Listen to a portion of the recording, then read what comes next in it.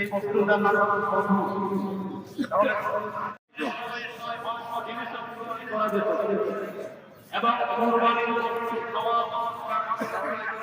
Message করতেন দুই number ছিল এই ধরনের মতো ঘটনা মনে রাখতে আদম আলাইহিস সালামের পয়গম্বর হাবিব এবং কাবিল এখানে অহংকার নাকি নাই? অহংকারটা কি? অহংকার সে তার নিজের ইচ্ছা মতো চলতে পারে না, তাকে চলতে হবে আল্লাহর ইচ্ছা মতো। কিন্তু আমরা নাম দিয়েছে মুসলিম, কিন্তু কাজ নাই। এই জন্যই আমাদেরকে নিজ হাতে কোরবানি দেওয়ার চেষ্টা করবো।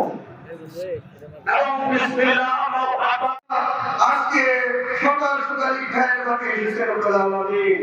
আয় আল্লাহ, আয় আসমানের মালিক, জমিনের মালিক, আমার পর্বতের মালিক, জানা অজানা, ইচ্ছাকৃত অনিচ্ছাকৃত রাতের অন্ধকারের দিনের আলো গুনাহ করে মাফ করে দাও মাওলা। আয় আল্লাহ, তোমার হত্যা করেছে ইচ্ছায় ময়দানে যারা কোরআনকে দেখি প্রতীককে পরিবর্তন করে দাও। হে রব্বুল আলামিন, যে সমস্ত ভাইয়ের উপকার বিনিময়ে আমাদেরকে দেখি দান করে দাও।